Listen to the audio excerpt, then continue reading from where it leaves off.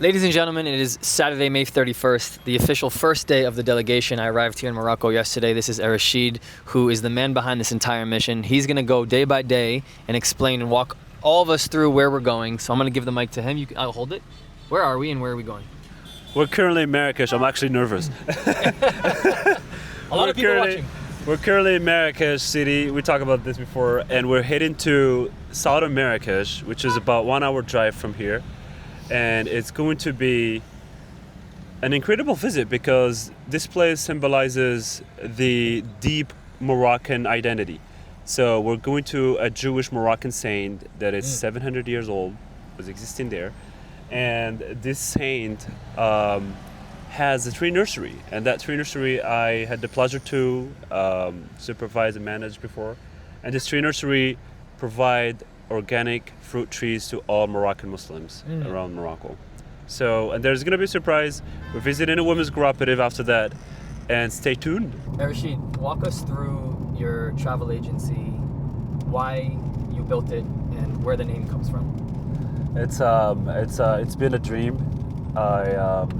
My background is 100% on climate change and environment and agriculture. I was born in a farm. My mom is a farmer for 25 years now, and I grew up in olives. I grew up in the rural areas in a farm, and I spent 7 years managing a U.S. Moroccan program that serves Moroccan communities, and that's about agriculture, environment, and climate change, and empowerment as well. So there was a time in 2023 that I decided to resign and started my business. And the business wasn't hard to come up with the idea of the business, but it was hard to combine what I love and what I want to serve my country. And so the idea came as a tourist. So I started my travel agency, but this travel agency is the first time in Morocco that plant trees on every guest we have in Morocco. How we do that is we calculate the amount of carbon that people contribute in the air by flying into this country, and we translate that into tree planting with women, kids in the schools, and that serves the agriculture, which I like, and the environment, and the women's empowerment, and tourism. And so planting something into earth. And so like every guest leave Morocco with the GPS point of the trees where he planted or she planted the trees. In his or her name. Right, under her name or his name. And that so they can follow up on that tree from home. And so it's fruit, organic trees, because there are going to be a source of income to this family or to this school in the future. And the name is called EcoLinko Travel because eco, of course, ecology, and linko means from the link. I want this business to not stop in tourism, but more about linking cultures and linking people and linking communities with source of help. And so it's all about links, and do it in an ecological way. And that's how I came up with the name. And in Israel too, by the way, lots of people who are coming into Israel also go, especially up north, where they plant trees themselves. Like they'll plant a tree, and there's like a ton of agricultural farms out there that are just doing sort of a similar mission of trying to, and they'll plant the tree in their name or maybe in somebody in their loved memory. And so how beautiful. It's a culture that I want to spread in Morocco. It's once actually I tell you something.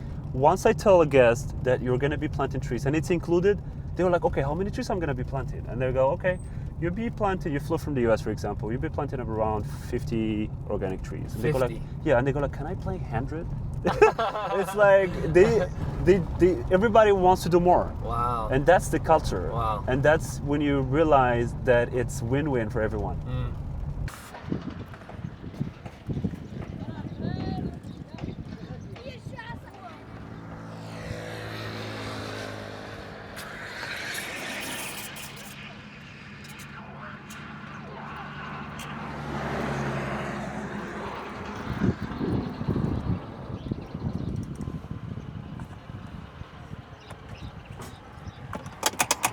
This is real coffee. Everything in Morocco is real. Everything in Morocco is real. عليكم السلام ياسين بخير سعيدك هانية بخير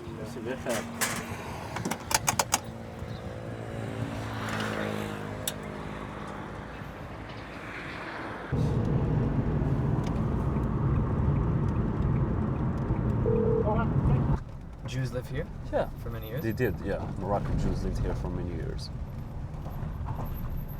And we're going to this saint. It's called Raphael Cohen. And as I told you before, it is a 700 years old saint. And the interesting story about it is that Moroccans, both Muslims and Jews, used to come here to this saint to ask for a blessing. Like mostly people that struggle with diseases or people that want to marry, and this was a thing. So they come here and ask Allah, God, through Raphael Cohen to help them get through their challenges. Yes. And up to now, up to date, people still come for holidays, and especially the Jewish holidays. Wow. To this place. Wow. And imagine, this is not only the first one in Morocco, there's so many. We have so many Jewish saints in Morocco. Wow. And centuries. Moroccans, we strongly believe in saints before. And there we have Jews and Muslim saints in Morocco. So it's something that means a lot to us. Amazing. We're proud of it because it's part of the Moroccan identity and it's part of the Moroccan history, and like we till now we help and contribute as much as we can to keep this.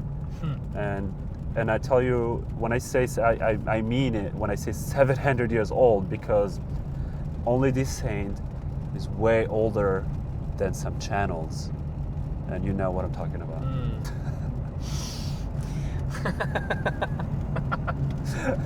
So what's that channel gonna tell me? Right. Maybe it's that channel is like about what, 30 years old, gonna tell me to what to believe in, Right. or who's the bad or the good Who's person. the good person, yeah. Funny how that works. While I can just drive for 1 hour from Marrakesh, my hometown, to visit a saint that's 700 years old, Yeah. and meet actually The original. the original, and even the caretaker is a third generation caretaker of that saint, a Moroccan that can tell you stories Wow. about what happened before there. Wow.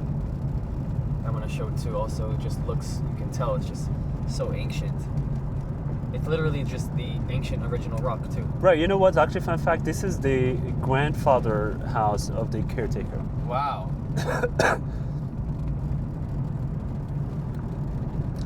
And Barak, I think we just passed it. So there was a school that we just passed that this tree nursery provide trees to this school. So it comes from a Jewish land to a Muslim school.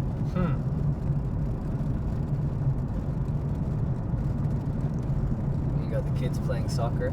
Right. Look at that. Right next to it, because this is the saint. قول لي انت من تكون سميتو قولها ليا. ملي تكون غادي قولها ليا انت خرجت السوق.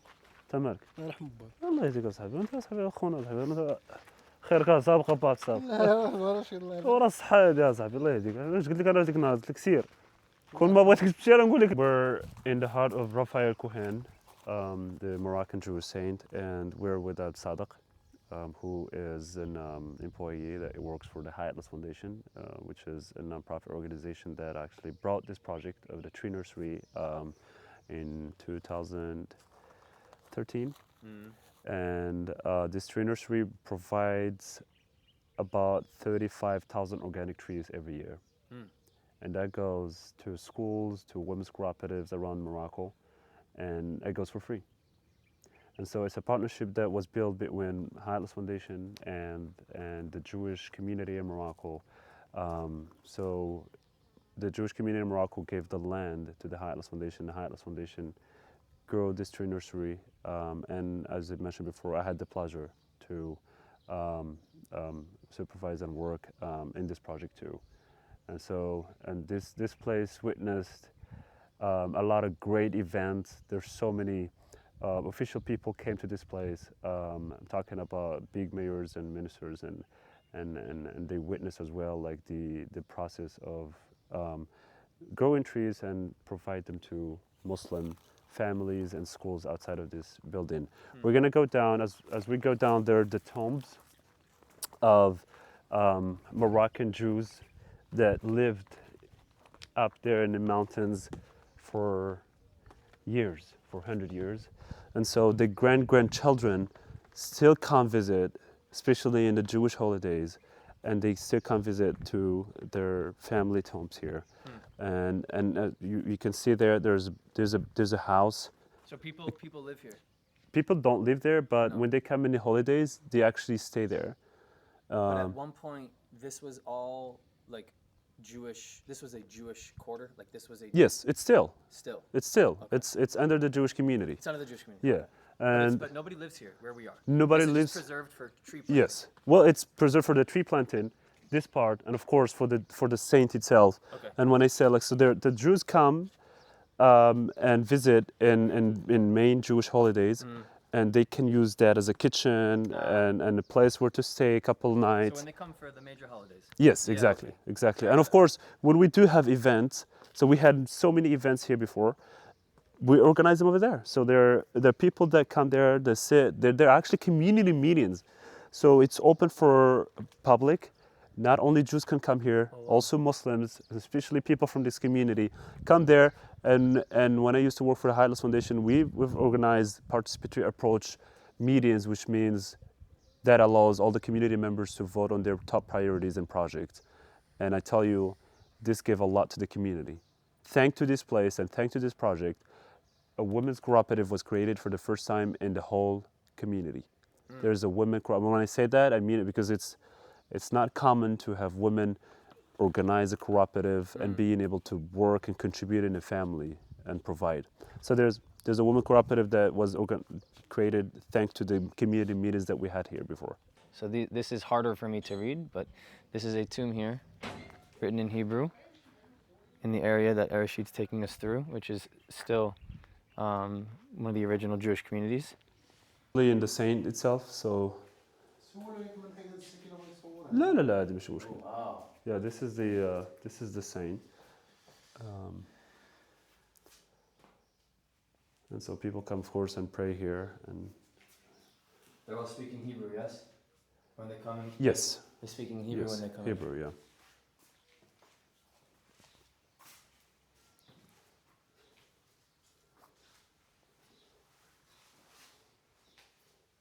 So, in. Wow, as I mentioned before, chills down my spine to see this here.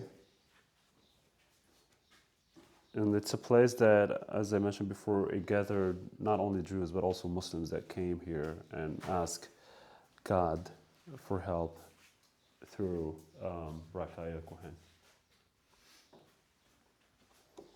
This is a flyer that talks about the tree nursery. It's in Arabic. We'll find someone in English and give it to you.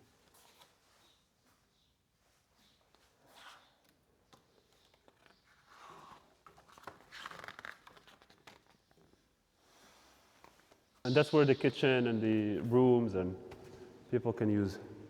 We had a great time in this place. There was so many events and gatherings and meetings and gifts. And everybody's together, Jews and Muslims.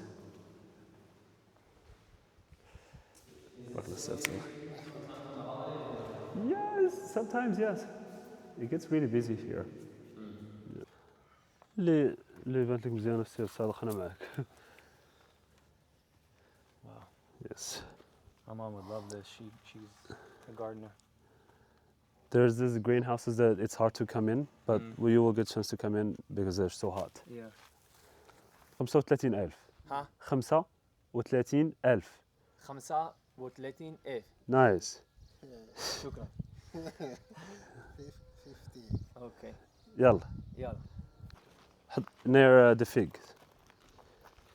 Okay, so we're planting now one of, and it's just here, right? Just in this is where the 35,000 trees per year are planted. Yes, sometimes more. Sometimes more. Essentially, by 1 to 2 human beings, right? Mhm, Just right. him. Right. And these trees are distributed to the various villages, communities, NGOs, agricultural causes around Morocco. And this is still a place where Jews and Muslims come together, even on high holidays, pray together.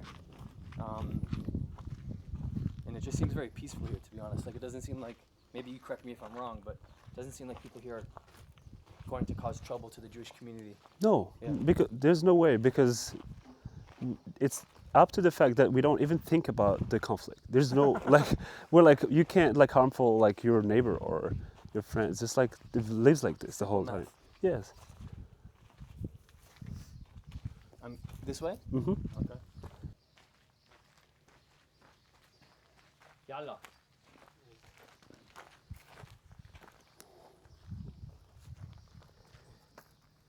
يلا حرقوا ليه كسر شيء يلا سير. خليه يبدأ.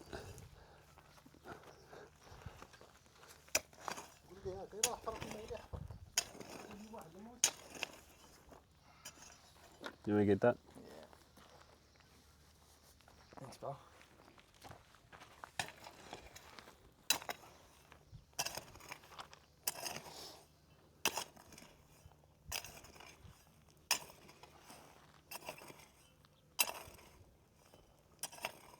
Assuming that's good? No. No? Go more. More. Yeah.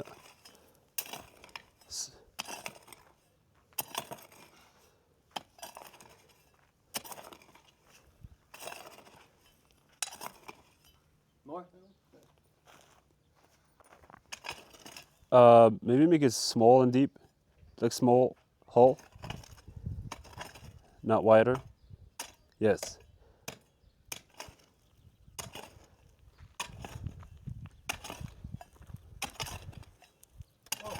Yep. Make sure you get the dirt away from the hole. Soft. That's good. That's enough. And بتصدق ولا Too big of a hole.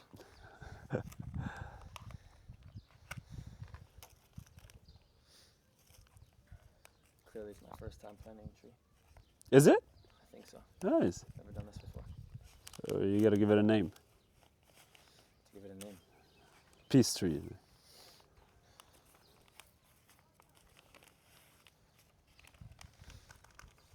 I already know what my name's gonna be.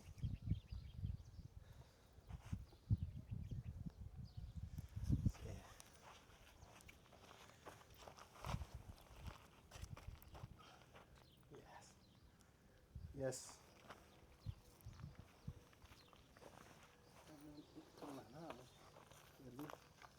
Back? Yes.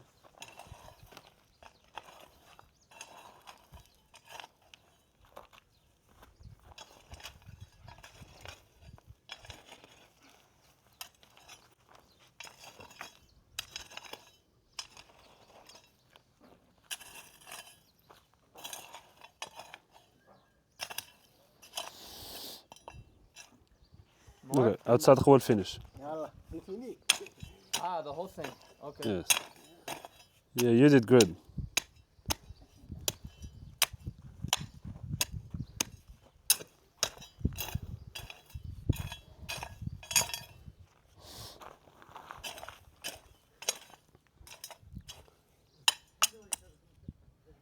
All right, it's the water time. Water time. Yes. Just dump it? Yep. Ooh, you're strong.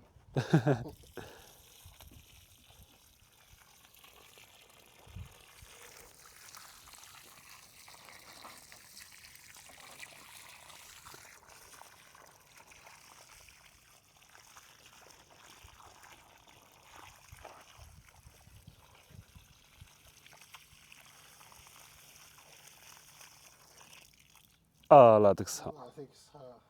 شكرا. شكرا. أيوة, how do you Thank you. Shukran afik. شكرا عفاك. How do you feel? I want to give it a name. All right. Do I do that now or do I do that? But as you want, as you wish. How do I say the tree's name is? الشجرة سميتها. خروب. لا بيعطيها سمية بيسميها هو. آه. الشجرة سميتها. Shuzara Smita? Mubarak. Mubarak. Mubarak. Mubarak. بسم مبارك. Mubarak, which means blessed. Thank you. شكرا. The cuttings to grow up very fast. Oh shit! It is hot. You see, this is stuck growing here. So they bring it as a cutting, and then the heat helps it grow up. Golly, bro. Yep. Used to be a running river that way, but with the drought and hard years.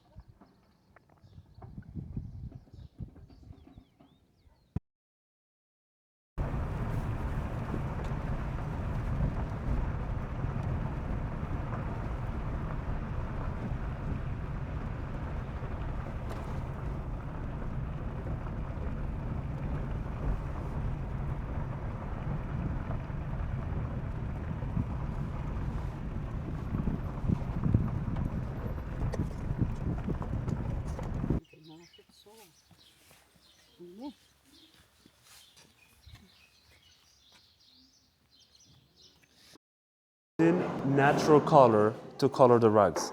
Like what they're using is this. They're using the henna and like all these like sometimes like herbs and pomegranate to extract natural color and decolor the wool. Yeah, and like so this is the example I told you about. Like you can see like find really good rugs here, freshly made by women, as you can see. They're doing everything by hand. Right, and then if you ask about the pricing of this in America, she will be like super high. It will be like, I would say like 5%. It's just, like here this is like 5% of the market price.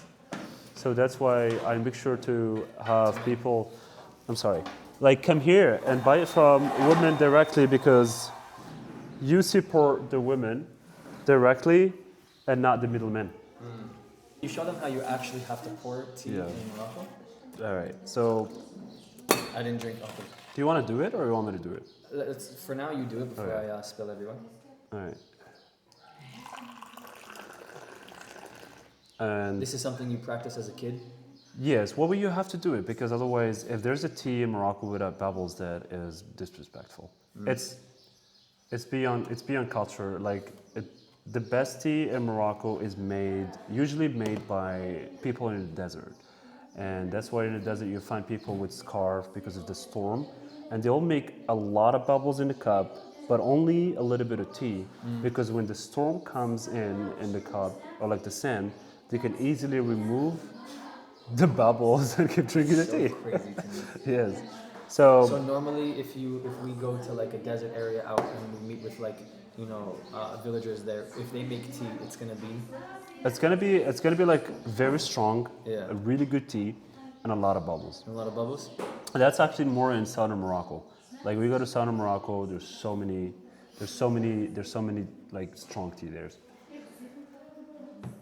And what would happen if you, God forbid, went to a restaurant and they didn't do it like that? Like, do you say something? You really have, you say something. You do say something? Yeah. You're like, can you change this? Has it happened to you before? Well, it happened, but then of course, like you don't want to make it awkward. Yeah, you're like, okay, I'll do it. Just give it to me. Wow, that's crazy. So that wraps up day number 1 in Morocco. Planting my first tree, and they're able to track how much carbon emission it would cover for the planting of the tree in order to cover the costs of what it would cost for me to maybe go from America to Morocco, from Israel to Morocco. And they are planting, I believe, tens of thousands of trees every single year. I believe just at that village, he himself is able, with some help, they're able to plant around 8,000 so far. And so we then went on to the women's cooperative there, and it was just amazing. You know, I'm someone who's been around people all the time where they don't speak any English, and yet I still find a way to feel very comfortable around them. And I think that I do a good job of also getting other people to feel comfortable around me. The first thing that comes to mind is when my family used to live in Israel, and when I was 6 years old in 2001, we went down to the Wadi al-Nam, a Bedouin village in southern Israel, to build a medical facility. I talk about this experience all the time. And that was really the first time as a 6-year-old getting the opportunity to spend my time with other 6, 7, and 8-year-old Arab Bedouin children. They didn't speak English and I didn't speak Hebrew. And so we were just communicating, just being kids. And that, I think, was my first early experience that allowed me to then, even at the age of 30 now, in 2025, going to villages out in Morocco, while they aren't really able to speak so much English, I'm still, you can still find that sense of comfort around somebody. And what they're doing is amazing. It's just a really, really eco-friendly place. And so the information to get in touch with them is going to be in the description of this video. You're going to get in touch directly with Rashid and through EcoLinko Travel, which is the agency that brought me out here to Morocco. So, you know, I hope you enjoyed the interview. I hope you enjoyed day number 1, and I'll see you guys next time. EcoLinko Travel is the agency that brought me to Morocco, and they have an exclusive offer for the first 20 people to contact them in the description of this video. Will get their first week 50% off their on-the-ground experience in Morocco. You have just seen the vlogs and my experience of my delegation here in Morocco. This agency, run by Rashid Montassir, a dear friend of mine who has been around the world, to the United States, to Europe, to Israel, fluent in English, is the only eco-friendly travel agency that is doing what they are doing to bridge the communities of the diaspora. So please go into the description of this video, contact him directly via email, social media, however you want. The first 20 people get this exclusive offer. My mission is for you now to come to Morocco and experience what I did.